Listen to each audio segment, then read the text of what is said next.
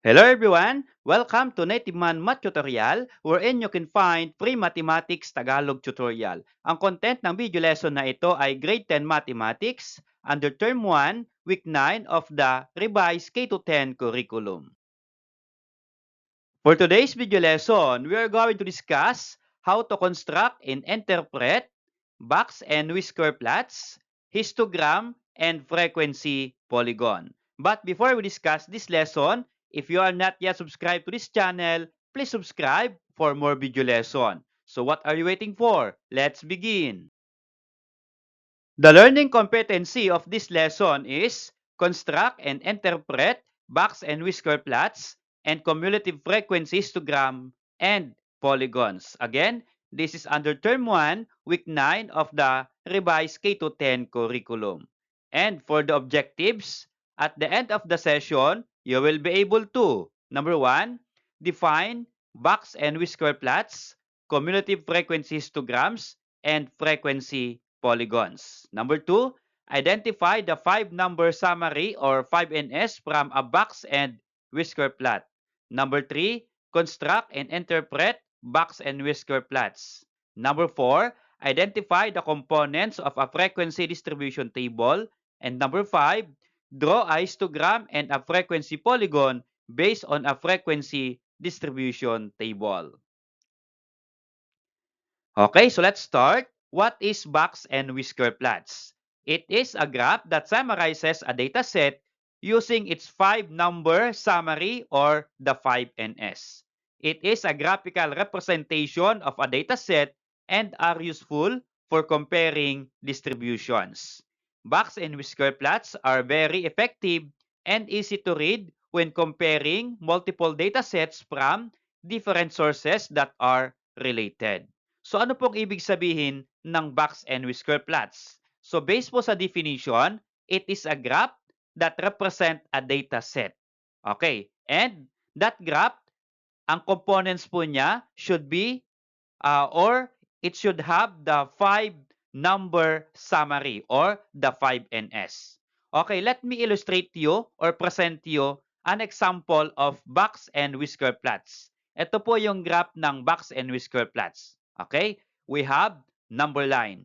At sa number line, the numbers on the line are increasing from left to right. Okay, so saan po mag-e-end yung number sa number line at saan po mag-e-end sa left at saan po mag-e-end sa right? It's up to you. Kahit saan pong number mag-end yung number line ay okay lang po yan. Okay, basta't yung numbers ay mako-cover po niya yung data set.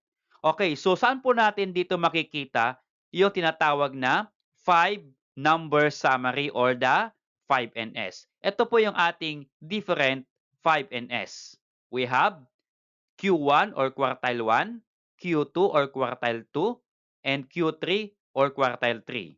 And also, we have the minimum value and the maximum value. So, ito po yung 5-number summary. So, 1, 2, 3, 4, and 5. At saan po natin makikita itong 5NS in the box and whisker plots? Okay, let me illustrate you. So, saan po matatagpuan yung minimum value and maximum value? Okay, so here in our graph, the endpoint of this line, dito sa left, ang tawag po dyan ay minimum value. And the endpoint of the line in the right is that the maximum value. Okay, so ito po yung dalawa. Okay, how about the other three? Q1, Q2, and Q3. So, dito po sa box na nasa gitna, we have this one. Yung box po natin ay mahahati po sa gitna. So, the end of the box sa left, ito po yung quartile 1. And the end of the box sa right ay quartile 3. And the middle of the box is the quartile 2. Okay, take note, we have the other term for quartile 2 can be named as the median. Okay, so ito po yung 5-number summary of a box and whisker plots. Okay, minimum value, maximum value, the Q1, Q2, and Q3. Now, how we graph or how we construct or create a graph of a box and whisker plots? Okay, magpipresent po ako ng different examples. Okay, so let us try to interpret the graph of box and whisker plots. Okay, here, identify po natin yung number represented by the 5 and S. And again, these are the different 5 and S, Q1, Q2, Q3, minimum value, and maximum value. Okay, so what are the different values of the 5 and S? Okay, for Q1, quartile 1, ito pong edge ng box. Okay, the value is 8. So Q1 is equal to 8. How about Q2? So Q2 or quartile 2 is this one that is equal to 10. Yan po yung median natin. And for quartile 3, we have the edge of the box na nasa right, that is 12. So Q3 is equal to 12. And how about the minimum value and maximum value? So minimum value is 5 and the maximum value is 15. Okay? So we're going to write here. Okay, so these are the values of the 5 and S. So ganyan lang po kasimple how to interpret the box and whisker plots. But the question is how we construct or how we draw or how we create a box and whisker plots. Okay, so these are the steps of constructing box and whisker plots. Number 1, arrange the data set in ascending or increasing order. Number 2, determine the 5-number summary, the minimum, Q1, median, Q3, and the maximum. Okay, yan po yung 5 and S. Number 3, draw a number line and mark the values of the 5-number summary. Number 4, draw a box from Q1 to Q3 with a line at the median or Q2.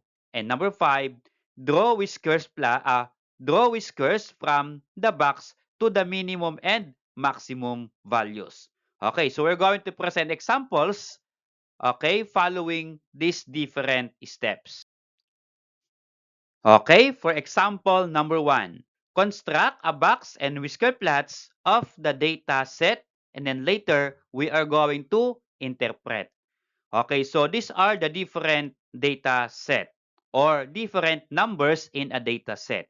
We have 3, 7, 11, 5, 3, 5, 7, 10, and 6. So notice in the given data set, the numbers are not arranged in increasing order. So the first step there is that you're going to arrange the data in ascending or increasing order. So if you are going to arrange the data, ito po yung kanyang increasing order or ascending order.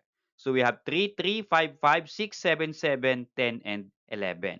Next step is that you're going to determine the 5 and S or the 5-number summary. Okay, so we have this one, 5 and S. Again, the 5 and S are Q1, Q2, Q3, minimum value, and the maximum value. Okay, start po natin. We're going to calculate quartile 1. So, discuss na po natin sa ating previous video lesson how to calculate quartile 1. But here, try po nating i-compute. The formula of quartile 1 or quartile is QK is equal to NK divided by 4. So again, for quartile, the denominator of the fraction here is 4. Okay? So we are going to substitute the given. So we have QK. K is that the number of the quartile that you are going to calculate. So Q1, Q2, or Q3. Since Q1, kaya ang K po natin ay 1 is equal to what is N in the formula? N is the number of data. Okay, how many numbers are there? Okay, so we have, count natin, 1, 2, 3, 4, 5, 6, 7, 8, 9. So there are 9 numbers or data values in the data set. So kaya ang N po is 9 and then K, ang K po ay 1. So K is 1 here and divide by copy 4. So multiply numerator, 9 times 1, that is equal to 9 divided by 4. And then you are going to divide and the decimal of that is 2.25. If the answer in the division is a decimal, then always, okay, round up. So 2.25, you round out up, that will become 3. Okay, ibig sabihin, ano po yung 3? Third data or the Q1 is the third data in the data set. So alin po dito ang third data in the data set? Ito pong, okay, 5. Count po natin from left. 1, 2, 3. Ang pangatlong data po ay 5. Meaning to say, Q1 is equal to 5. Okay. How about quartile 2? So again, the same formula. QK is equal to NK divided by 4. Again, our K is 2 for quartile 2. Is equal to, the number of data again is equal to 9. So 9 is N and K is 2 for Q2. Okay, divided by 4. Again, multiply numerator. 9 times 2 is 18. Divide by 4. If you're going to divide, that is 4.5. Or if that is decimal, always round up. So 4.5 will become 5. Okay, mean to say, ano po yung 5? Yun pong quartile 2 is the fifth data in the data set. So ano po yung panglimang data sa ating data set? So 1, 2, 3, 4, 5.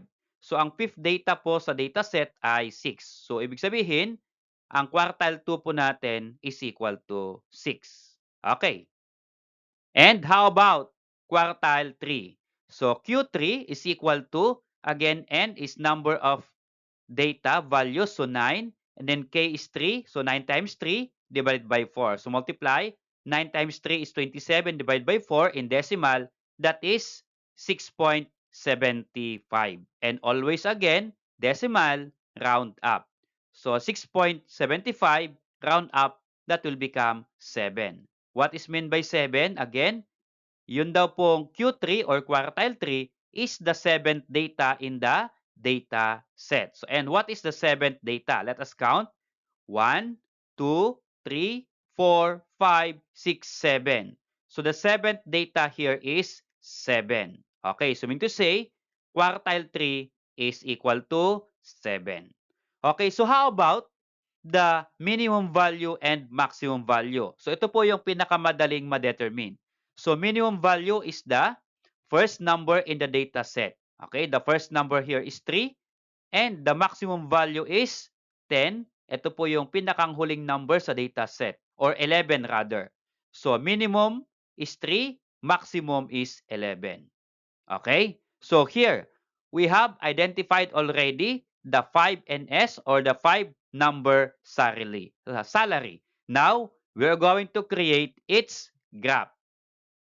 Okay, so after determining the 5NS, now we're going to construct the box and whisker plots of this data set. So again, I'm going to write it here. Q1 is 5, Q2 is 6, Q3 is 7, minimum value is 3, and the maximum is 11. So first, we're going to draw a number line. So yung number line ay depende po sa inyo kung saan po kayo mag-start ng number at saan po mag-end ng number. Basta't pag naglagay po kayo ng number sa number line, be sure na mako-cover po niya yung smallest value up to the largest value. Okay, so here, I'm going to start the number, okay, sa 3 at mag-e-end sa 18. Okay, here, how to plot or how to create or how to graph that box and whisker plots dito po sa number line. Okay, here, start po tayo sa Q1, which is 5, and Q2, which is 6. So from Q1 to Q2, you're going to create a box. Okay, just like this one. So Q1 is equal to 5 and Q2 is equal to 6. So you're going to create a box from 5 to 6. And then another, you're going to continue the box with Q2 to Q3. So Q2 is 6 and Q3 is equal to 7. So another box from 6 to 7. Okay, so those are the two boxes. Now, after constructing two boxes for Q1 to Q3, now we are going to create a line or whisker from the minimum value up to the box. Okay, the minimum value is 3. And this is 3 here on the number line. So this is the minimum value. So create a whisker. This will become from 3 to the edge of the box here. Okay, so here, the minimum value is 3. How about here, the maximum value is 11. So where is 11 here? This one. So create a line from the edge of the box here up to the 11. Okay, so that is now the box and whisker plots of the given data set. Okay, so here, madali po nating itong intindihin. Okay, the minimum is 3, the maximum is 11, and the median is 6. Quartile 1 is 5, and quartile 3 is 7. Okay? Okay, so let us write a simple interpretation of the box and whisker plots. Ito po yung simple interpretation po niya. The minimum and maximum data values are 3 and 11 respectively. Okay? So 3 and 11 are the minimum and maximum values. Another, Q1 or quartile 1 is equal to 5. Q1 is equal to 5 means that 25% of the data values is below 5. Okay, so ano pong ibig sabihin ng Q1? Q1 is 25% of the data values is below, quartile 1 is 5. So mean to say, from 3 to 5, those are the 25% of the data set. Another, Q3 is 7. So this one, Q3 is 7. That means that 75% of the data values is below 7. Okay, so mula po 7, this one, going to the left hanggang 3, ito po yung buong 75% of the data set. Okay? And the median or quartile 2. Okay, this one. The median or quartile 2 is equal to 6, means 50% of the data values below 6 and the other 50% are more than 6. So mean to say, kapag ang median po ay 6, mean to say, from 3 to 6, those are the first 50% or lower 50%. And from 6 to 11, those are the upper 50% of the data set. Okay? Okay, so another interpretation of the box and whisker plots is that the IQR or the interquartile range. So Q3 minus Q1 is the IQR, the range of the middle 50% of the data values. That is, the middle 50% of the data values ranges from 5 to 7. So here in our box and whisker plots, so mula po sa minimum value na 3 up to 5, yan po ay 25%. And from 7 to 11, that is another 25%. So 25 plus 25 equals to 50%. So ito pong 5 to 7 o ito pong box that represent the 50% of the data set. Okay, so ito po yung tinatawag na middle 50%. So the middle 50% is that 5 to 7. Okay? How about example number 2? Given the following data set representing the ages of grade 10 students, 24, 22, 23, 20, 23, 26, 22, 25, 22, 24, construct a box and whisker plot and interpret. Okay, so we are going to construct a box and whisker plot representing the data values. And the data values are the ages of grade 10 students. Okay, so first step, you're going to arrange in ascending order. So ito po yung ating ascending order. The smallest value is 20 and the largest value is 26, or smallest age is 20 and largest age is 26.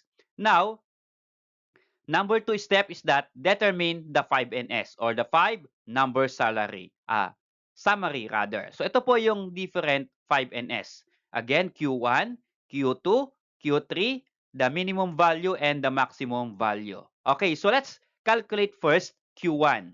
So what is the value of Q1? Using again the formula, QK is equal to NK over 4. Just substitute the given. Since K po natin, Q1, 1 po yung ating hahanapin, quartile 1. So Q1 is equal to N is the number of ages or the number of data. So count po natin, 1, 2, 3, 4, 5, 6, 7, 8, 9, 10. So there are 10 number of ages. So N is 10 and then K again is 1. So 10 times 1 divided by, okay, 4. So multiply numerator, 10 times 1 is 10 divided by 4. That is equal to 2.5 in decimal. So if the given is decimal, then you are going to round up. So decimal form 2.5 will become 3. So again, what is meant by 3? 3 is the third data of the data set, or yung quartile 1 is the third data from the data set. So ito po yung data set natin. Bilangin po natin what is the third data. So 1, 2, 3. So the third data is equal to 22. Okay? So Q1 is equal to 22 here. How about Q2? Okay, so we are going to use again the formula. QK is equal to NK over 4. Substitute the given. Since quartile 2, kaya Q2 is equal to N. Again, the number of ages is 10. So 10. And then K is 2. So 10 times 2 divided by 4. So let's become, multiply numerator. 10 times 2 is 20, divided by 4 is equal to 5. Since ang nakalculate po natin ay 5 or whole number, mean to say, you're going to do averaging. So, kunin po natin yung pang 5 na number. So, what is the fifth data in the given data set? So, 1, 2, 3, 4, and 5. So, 23. Okay, so here, 23 po ang pang 5 data set. Okay, so at ang kasunod po niya ay 23. So para makuha po yung average is you add the two numbers. So 23 plus 23 divided by 2 is equal to, add 46 divided by 2 is 23. So take note here, wala pong middle number between 23 and 23. But pinakita ko lang po yung computation para kapag hindi po ganyan yung given, yun po yung inyong gagawin. So kapag dalawang numbers, you're going to add and then divide by 2. Okay, so the middle number here is 23 kasi pareho naman po silang 23. Therefore, Q2 is equal to 23. Again, for Q3, here is the formula. Substitute again the given. Since Q3, kaya QK, K is 3, Q3 is equal to, N is 10, again, number of ages, so 10, and K is 3, so 10 times 3 divided by 4. So multiply numerator, 10 times 3 is 30 divided by 4, that is equal to 7.5 in decimal. If you are going to round up, 7.5 will become 8. And what does it mean by 8? So quartile 3 is the 8th data in the data values. Okay, so here, what is the 8th data? So let's count from the smallest value, 20. So 1, 2, 3, 4, 5, 6, 7, 8. So the 8th data here is equal to 24. So mean to say, Q3 is equal to 24. How about the minimum value and maximum value? Again, ito po yung pinakamadali na ma-determine. So the minimum value is here, smallest value 20 and largest is 26. Okay? So 20 and 26. Okay, so after determining the 5 and S, we're going to draw the box and whisker plot. So nilagay ko po dito, Q1 is 22, Q2 is 23, Q3 is 24, minimum value is 20 and the maximum value is 26. Now, first, you're going to draw a number line.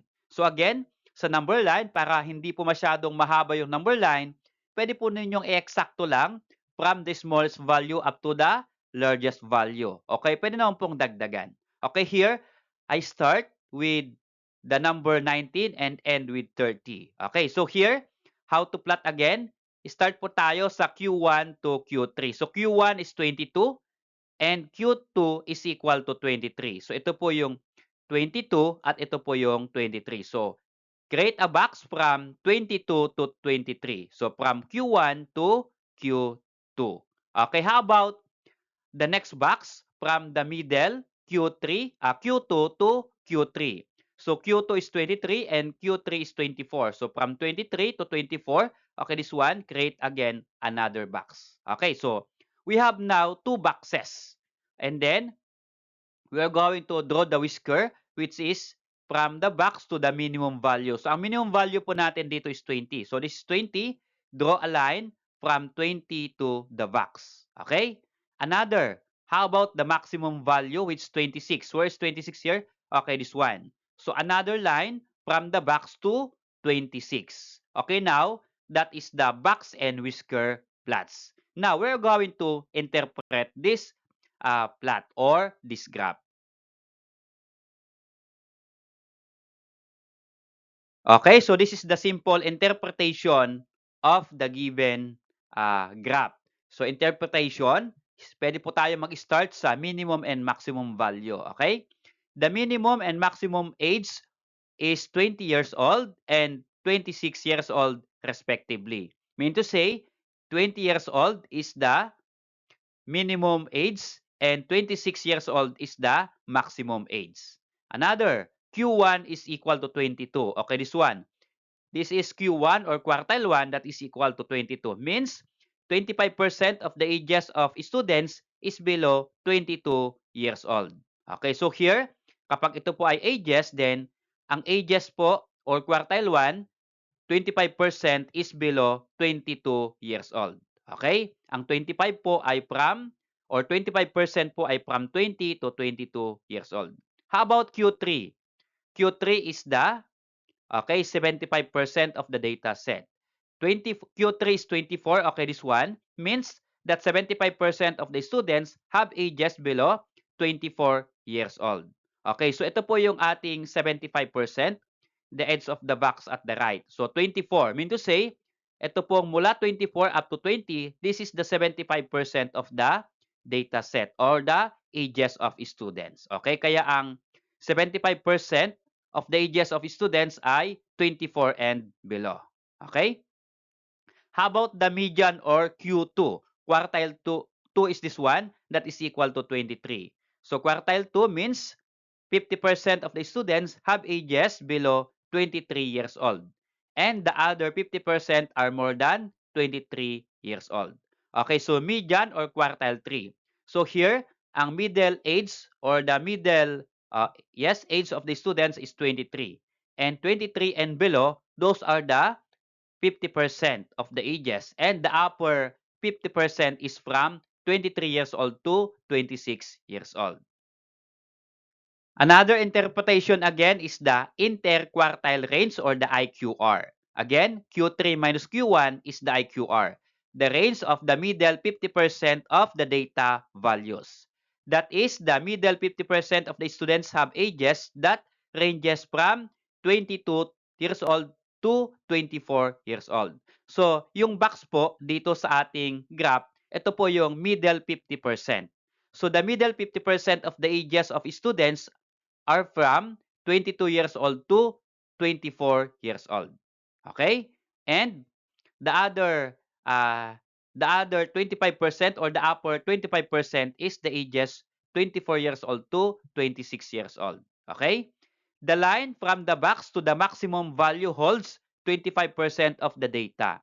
That is 25% of the students have ages from 24 years old to 26 years old. So ito po yung sinasabi ko kanina, that the upper 25% is that from Q3 to the maximum value.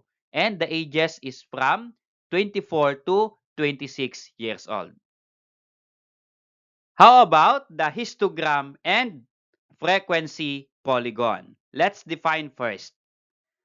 Histogram is a graphical representation of a frequency distribution of a dataset consisting of connected bars where each bar represents the frequency or relative frequency of data within a certain interval. How about frequency polygon? Frequency polygon is a line graph that represents the frequency distribution of a dataset constructed by plotting the midpoints of its interval and their corresponding frequencies. Okay, so I'm going to present sample or picture of histogram and frequency polygon. And then later, we are going to have examples of this histogram and frequency polygon. Okay, so these are the pictures of histogram and frequency polygon. So let us take a look with histogram. So yung histogram consists of two intersecting lines, the vertical line and the horizontal line. Okay, so ano po kaya yung vertical and horizontal? So later, I'm going to present examples. At sa loob po ng histogram are bars. And notice here, yung bars po ay different height. So yung different height na yan po yung nire-represent ng frequency distribution table. Okay, so here, notice here that the bars are connected with each other. So wala pong gap between the two bars. Okay, so lahat po yan ay dikit-dikit yung bars natin. While for frequency polygon, this is just like line graph. So yung line graph, okay, we have the endpoint of the line. So the two data from one set to the other set or from one term to the other term is connected by line. So ang tawag po dito ay frequency polygon. So, nung grade 7 kayo, ang tawag po dito ay line graph. Okay? Let's have example about histogram. Example 1. Given the frequency distribution of heights of female in math class, construct a histogram. At ito po yung frequency distribution of heights of female in mathematics class. So the first column is that the height in inches and the second column is the frequency. So yung given po dito sa ating height in inches is that class interval. Okay? So, ang class interval ay from the smallest class interval up to the bottom largest class interval. So, ito po yung class interval or bracket. Okay? The other term is the bracket of ages. So, from 66 to 70, from 71 to 75, 76 to 80, 81 to 85, and 86 to 90. Now, the given frequency is this one. So, ano pong ibig sabihin ng frequency? To recall, that is the height of the students from 76 to 70, there are 5 students. Or, meron pong 5 students na ang height po niya ay from 66 to 70.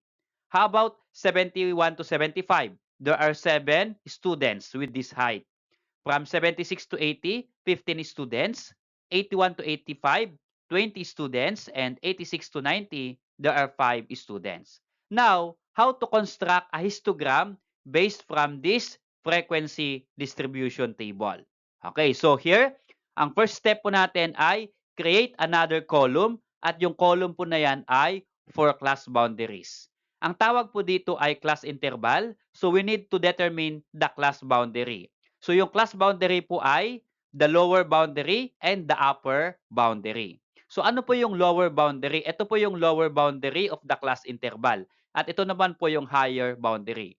Okay, so here, check po natin. Ang ating pong class interval ay 66 to 70. Okay? Ang lower boundary po niya ay 65.5. Just subtract 0.5. 66 minus 0.5 is 65.5. Okay? And yung higher boundary naman, you are going to add 0.5. So 70 plus 0.5 is 70.5. Okay?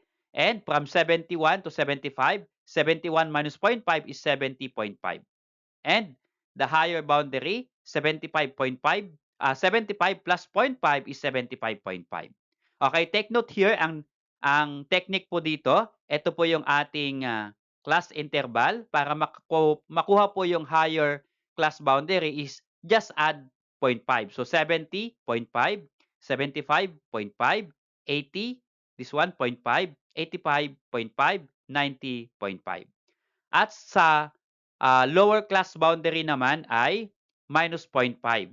Okay? So here, 65.5, 71, 70.5, 76, 75.5, 81 kaya 80.5, at 86 kaya 85.5. So, after determining the class boundaries, now we are ready in constructing the histogram.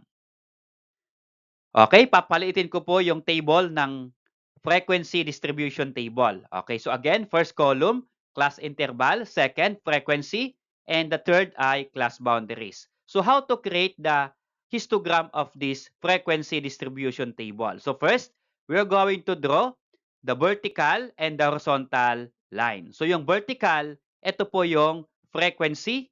Okay, this one, frequency is the vertical. And yung horizontal, ito po yung class boundaries. Kaya po natin kinuha yung class boundaries. Okay. So yung class boundaries po niya starts from 65.5 to 70.5. Okay, this one. 65.5, 70.5. Then 70.5, this one. So 75.5. 75.5 to 80.5. 80.5 to 85.5. And 85.5 to 90.5. So lahat po ay nandito. Okay, ito po yung ating upper class boundary. So ito po yung ating ilalagay dito. So start po tayo sa 65.5, okay? Pinakang mababa at mag-e-end po tayo sa 90.5 this one. Okay? So here, again 65 to 70.5 and then sundan na po ito pataas. 70.5, 75.5, 80.5, 85.5 and 90.5. Okay, now Ito po yung heights of students, class boundaries, at ito po yung frequency. So, how to write numbers in the frequency? So, depende po kung ano po yung given sa frequency. Kapag yung frequency po ninyo ay malaking number, di ang ilalagay po natin dito ay large number. Halimbawa, hundreds po yung inyong frequency. Pwede po kayo mag-start ng 100, 200, 300, 400, 500, 600. Or pwede naman po halimbawa 150, 200, 50, ganoon lang po yung frequency. Pwede po kayo mag-start ng 50. So 50, 100, 150, 200, 250, 300. So ganito po 'yon. So dapat po yung interval po ng numbers dito ay pare-pareho po yung interval. Kagaya po nito, 5, 10, 15, 20, 25, 30. So ang interval po nila ay by 5. Okay? So yun po yung ating frequency. Depende po kung ano po yung given frequency sa distribution table. Okay? Kapag 1,000 po yung frequency, ay di maglalagay po kayo ng 1,000 dito sa inyong frequency. Okay? So here, after creating the frequency, the heights, okay, naglagay na po ako ng simple line here para makuha po natin yung exact height of the vars. So, una po nating i-plot ay 65.5. What is the frequency of 65.5? Okay, this one. Ito po yung ating class boundaries na meron pong 65.5, okay, to 70.5. Ito po ay 5. Okay, so ang 5 po ay ito. So, hanggang dyan lang po yung var. Okay? So ito po yung 65.5 to 70.5. Next, 70.5 to 75.5. Ito po, 70.5 to 75.5, there are 7. Pero sa atin pong ah, graph ay wala pong 7 na nakalagay. So between 5 to 10. So assume po natin na yung 7 ay nandito po, more than half. Okay, so here, or half ng 10 and 5. Kasi yung exact po na half po niya ay 7.5, 7 po yan. Kaya medyo mas mababa po ng konti lang sa pinakang gitna. Okay, so from 70.5 to 75.5. Okay, this one. Kaya notice here, wala po siyang gap. Kasi wala pong gap yung numbers po natin dito. Okay, 70.5, 70.5 yan. Next, 75 to 8, 75.5 to 80.5. Okay, this one. 75.5 to 80.5 is 15. So, mayroon pong 15. Okay, this one. So, yan po yung magiging height po ng ating next bar. Okay, 15. From 75.5 to 80.5. Next, 80.5 to 85.5, there are 20. So, exact po dito sa ating line, 20. You're going to create a bar. Okay, so this one. So, 80.5 to 85.5, there are 20 students. And then, for the last bar, 85.5 to 90.5, there are only 5 students. Okay, so here, okay, 5 po ulit yung 85.5 to 90.5. Okay, so this is now the histogram of the given frequency table. Okay? At pwede po nating lagyan ng title yung histogram natin, histogram of heights of female in math class. Okay? How about example number 2? Given the frequency distribution of scores of grade 10 in math class, construct a histogram. Okay, this time, ang given naman po ay scores of grade 10 in mathematics class. So, ang ating pong class interval ay scores from 10 to 15, 16 to 20, 21 to 25, 26 to 30, and 31 to 35. And second column, frequency. Okay, ito po. So, ang meron pong scores from 10 to 15, there are 5 students. 16 to 20, there are 16 students. 21 to 25, okay, 40 students got this score.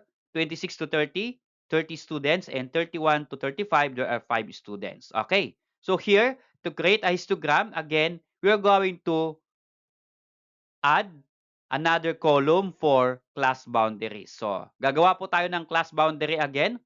Upper class boundary and the lower class boundary. So, yung upper po niya, just add 0.5. Kaya 15, 15.5, 20, 20.5, 25, 25.5, 30, 30.5, and 35, 35.5. At yung lower class boundary naman, so 10 minus 0.5 ay 9.5. 16 minus 0.5, 15.5. Or, eto na lang po, kopyahin natin, 15.5, 20.5, 25.5, and 30.5. Okay, so ito na po yung ating class boundaries. Okay, so next, we are going to create the histogram. So again, we're going to create the vertical line and the horizontal line. So sa vertical line, yan po yung ating frequency at yung horizontal line, ito po yung ating class interval which is scores, okay, of grade 10 in mathematics. So yung frequency po natin ay ito po yung na-observe ko. So 5, and then we have 16, 30, and 40. So pwede po ninyong gawan by 5 kasi may 5, pero ang ginawan ko po dito ay by 10. So 10, 20, 30, 40, 50, and 60. It's up to you kung ano po yung ilalagay nyong number.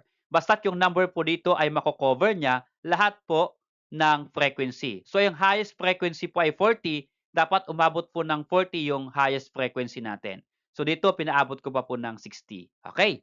So here sa horizontal naman ay yung scores. Ang ilalagay po natin ay yung class boundaries. Okay, so we have 9.5 to 15.5. Okay, this one. And then 15.5 to 20.5. 20.5 to 25.5. Okay, this one. 25.5 to 30.5. And 30.5 to 35.5. Okay, so ito po yung lalagay natin. Pag ganun po yan. Okay? 9.5, 15.5, 20.5, up to 35.5.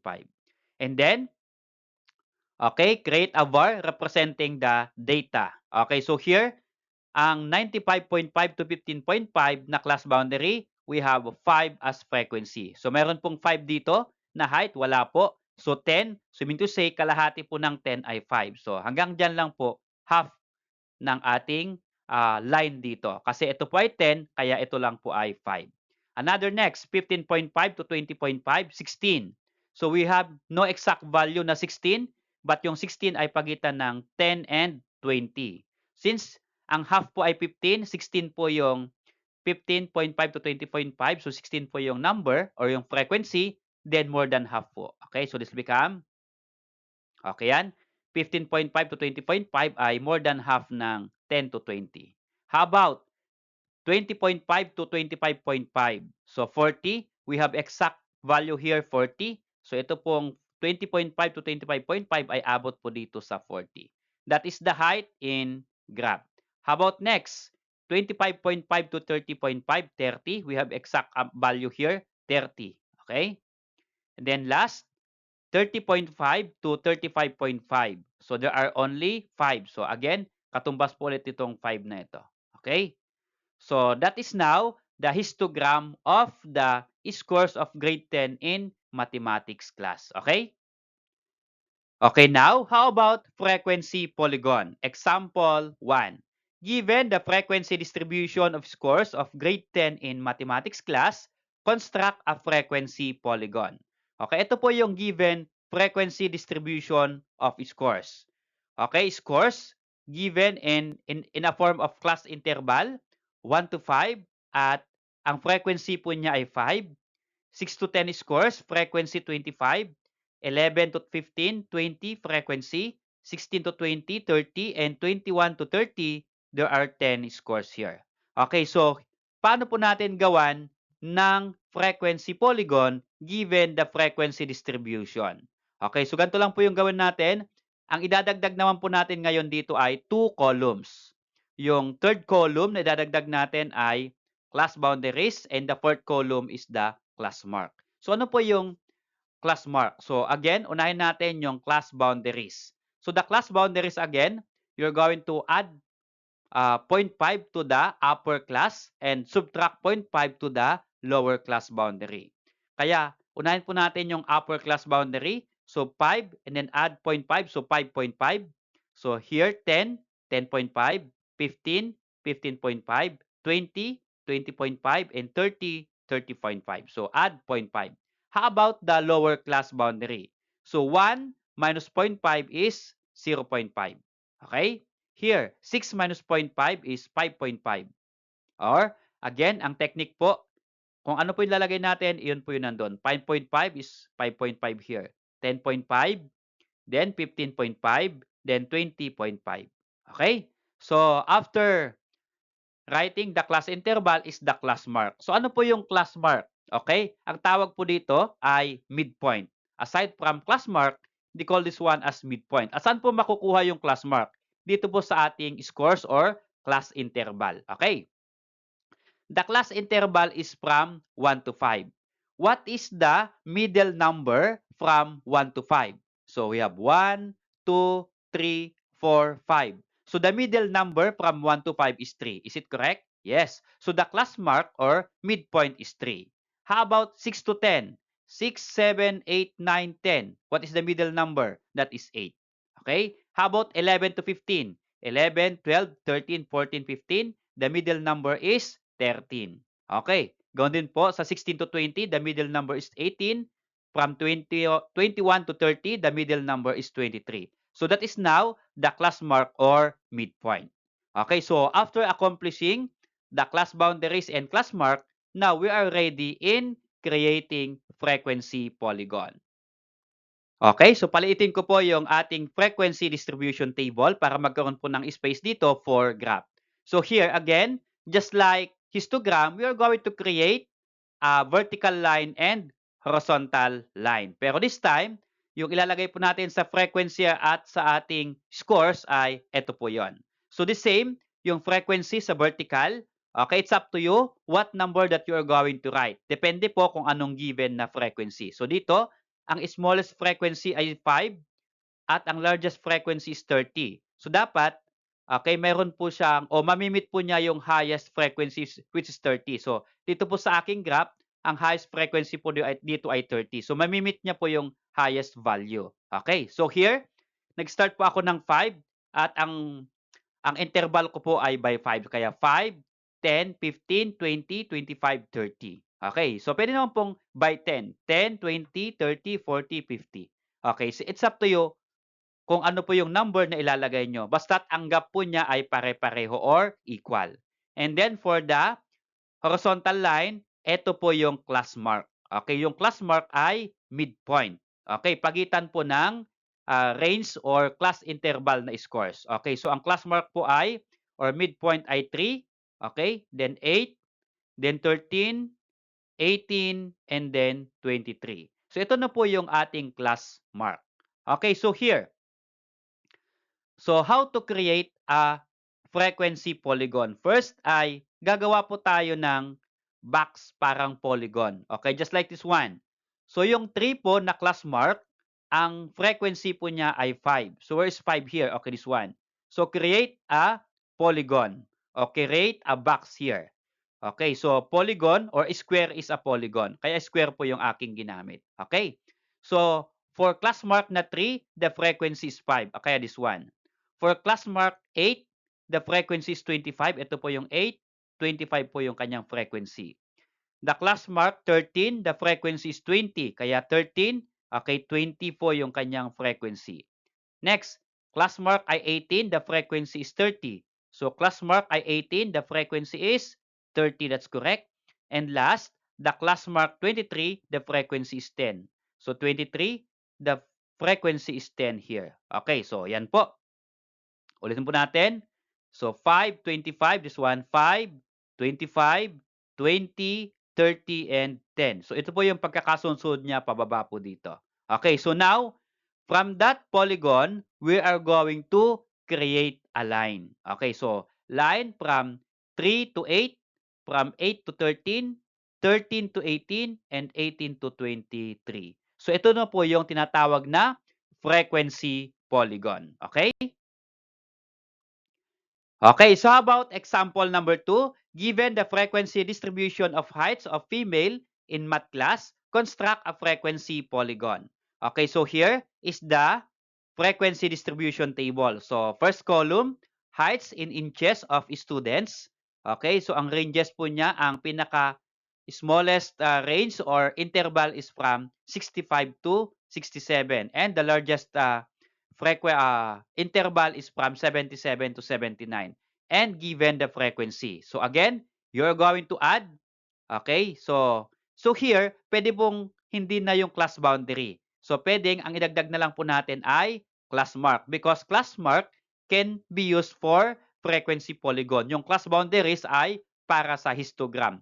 Pero kapag dalawa po yung pinapagawa ng question, just like construct histogram and frequency polygon, pwede pong ganito na yung gawin ninyo. Okay, class boundaries for histogram and class mark for frequency polygon. Okay, so here, kahit kung polygon lang po yung given sa question, kahit wala na po yung class boundaries, kahit yung class mark na lang. Okay, so here, ang class mark po between 65 to 67 ay 66. Tama po ba? 65, 66, 67, the middle number or class mark is 66. 68 to 70 is 69. 71 to 73, the middle is 72. 74 to 76, the middle is 75. And 77 to 79, the middle is 78. Okay, so after creating class mark from the given frequency distribution table, ay ready na po tayo sa pag-create ng frequency polygon. Okay, so we're going to create a frequency polygon. Again, draw a vertical line and horizontal line. So sa vertical line, again, that is the frequency. And yung horizontal line, ito po yung class interval or yung first column, the height in inches. Okay, lagay po natin height in inches. So again, the horizontal are the class mark.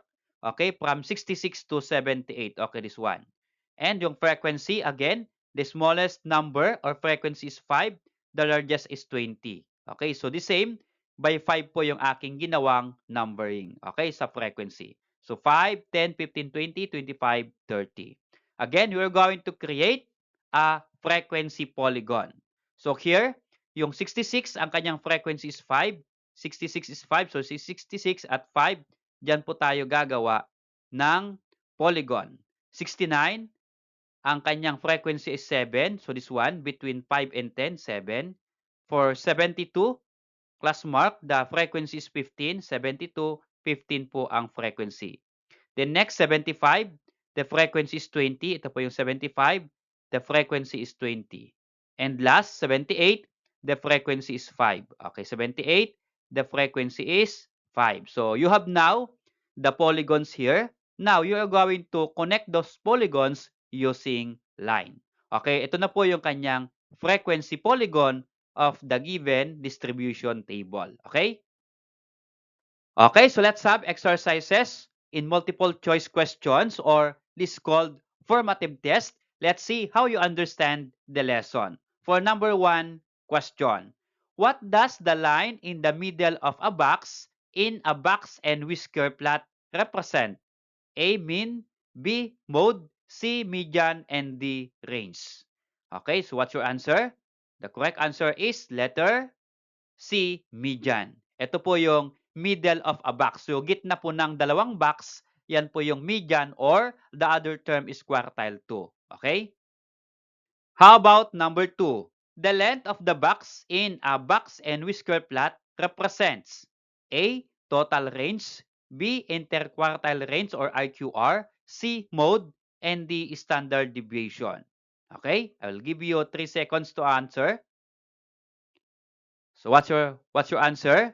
The answer is interquartile range. So ito po yung length of the box in a box in whisker plot. Okay? How about number 3? In a box in whisker plot, the whiskers typically extend to, okay, we have A, the first and third quartiles, B, the minimum and maximum values, C, the mean and median, and D, the mode and median. So what's your answer?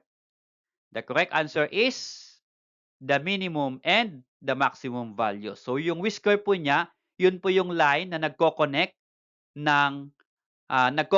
from the smallest value or minimum value to the box at yung maximum value to the box. Okay, so yun po yung tinatawag na whiskers. Okay? How about number 4?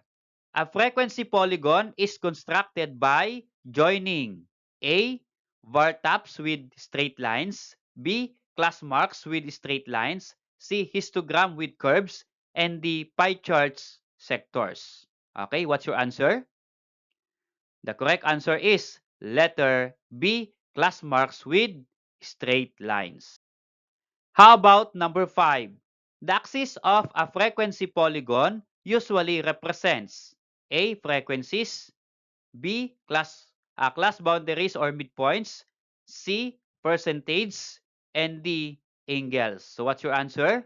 The correct answer is letter B, class boundaries or midpoints. Okay, so how about number 6? What happens to the frequency polygon when frequencies increase? A, it becomes flat. B, points rises higher on the top. C, the x-axis changes. D, the graph disappears. Okay, so what's your answer? The correct answer is letter B. Points rises higher on the graph.